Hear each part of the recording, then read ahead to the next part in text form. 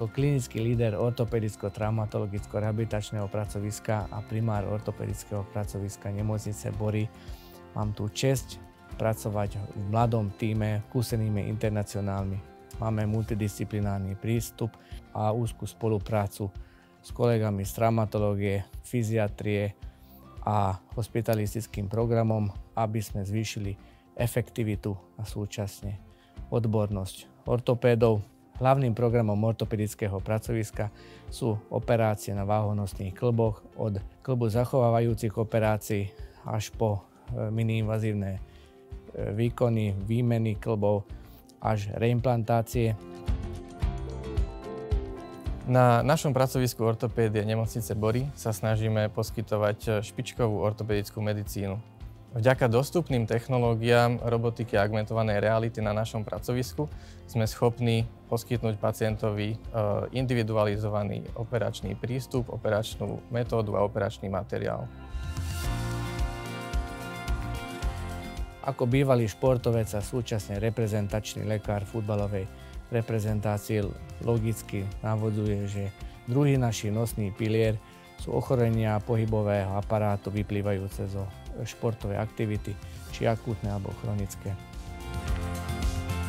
Športová ortopédia je veľmi špecifická súčasť nášho oboru, kde sa venujeme profesionálnym a rekreačným športovcom, kde už u profesionálnych športovcov je veľmi dôležitá propná a presná diagnostika, následné riešenie, pretože jedná sa o ich živobytie. Na našom pracovisku vykonávame či už jednoduché artroskopické operačné výkony primárne v oblasti kolenného klbu alebo komplikované rekonštrukčné výkony, ktoré si vyžadujú aj dlhšiu hospitalizáciu.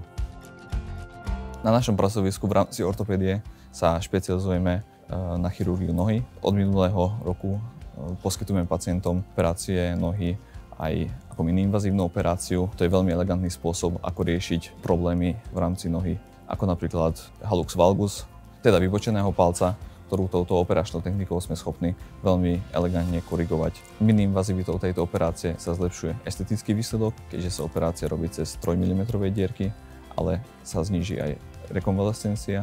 Pacienti sú schopní hneď po operácii sa postaviť a zaťažovať tú končetinu a tiež je menej pooperačných bolestí. Nachádzame sa na ambulancii ortopedického pracoviska nemocnice Bory. Ambulancia je určená pre pacientov a priori s ochorením pohybového aparátu. To znamená, že pacientov, ktorí majú nejaké poškodenie na kostiach, na klboch a zvažuje sa eventuálne operačné riešenie.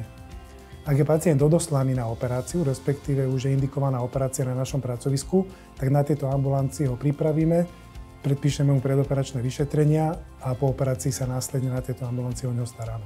Som hrdý, že náš robotický tím, ktorý pôsobí v nemocnici, je považovaný za jeden najlepší v Strednej Európe.